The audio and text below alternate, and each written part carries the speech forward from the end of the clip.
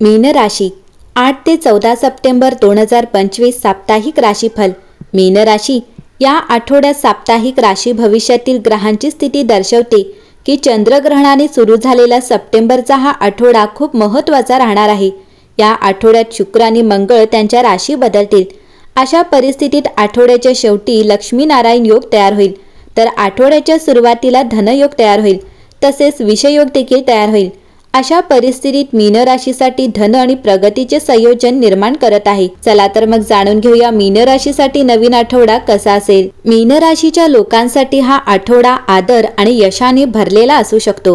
कामाच्या ठिकाणी तुमच्या बोलण्याचा प्रभाव आणि आकर्षण वाढेल, यामुळे सामाजिक आणि व्यावसायिक क्षेत्रात तुमची प्रतिमा मजबूत होईल।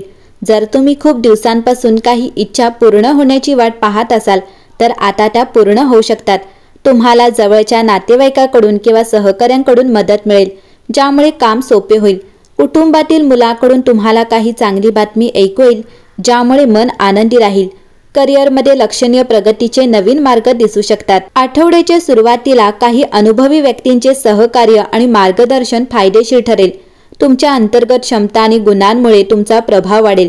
सत्य आणि न्यायाच्या मार्गावर चालणे तुमच्यासाठी फायदेशीर ठरेल, परंतु कोणत्याही प्रकारची घाई किंवा राग तुमचे नुकसान करू शकतो।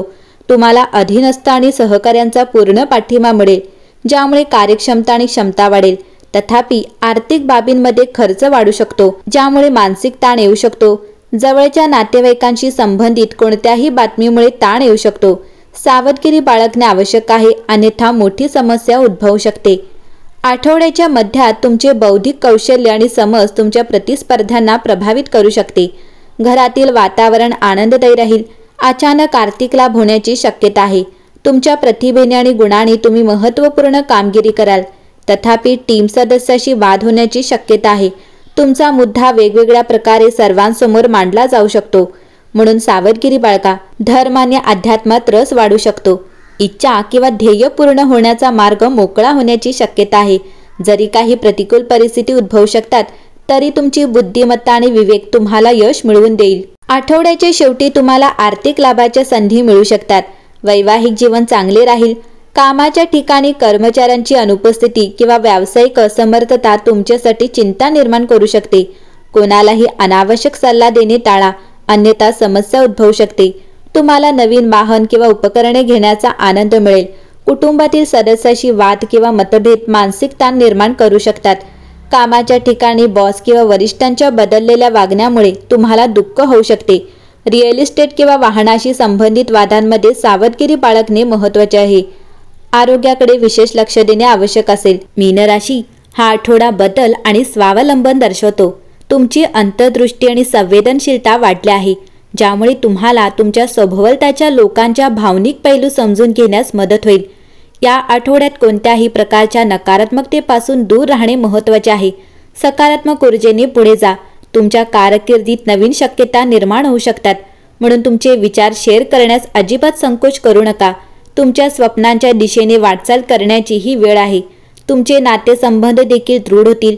तुमच्या जोडीदाराच्या भावनांचा आदर करा आणि संवाद राखा। आरोग्याच्या बाबतीत ध्यान आणि योग तुमचे मानसिक संतुलन राखण्यास मदत करू शकतात।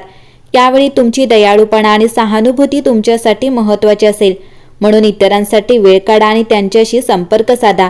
या आठवड्यात तुमच्या अंतर्गत आत्मविश्वास वापरा आणि तुमच्या हेतूंबद्दल स्पष्ट राहा। तुमच्याकडे खूप काही करण्याची क्षमता आहे, फक्त तुमची स्वप्ने प्रत्यक्षात आणण्यासाठी पुढे जा।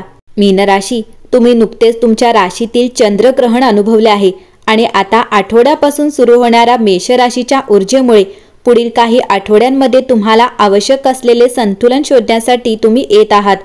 तुमच्या राशीत शिस्तबद्ध शनी आणि चंद्रग्रहण तुमचे रूपांतर करत आहेत आणि या आठवड्यात तुम्हाला गेल्या 2 वर्षात तुम्ही काय साध्य केले आहे हे नोडल संक्रमण सुरू असताना तुम्ही इतर कोणत्या गोष्टी साध्य करू इच्छिता हे पाहण्यास मदत होते। या कन्या ऋतूमध्ये तुम्ही अडथळे सोडण्यास आणि तुमच्या आंतरिक शक्तीचा शोध घेताना अधिक केंद्रित मानसिकतेने पुढे जाण्यास तयार आहात।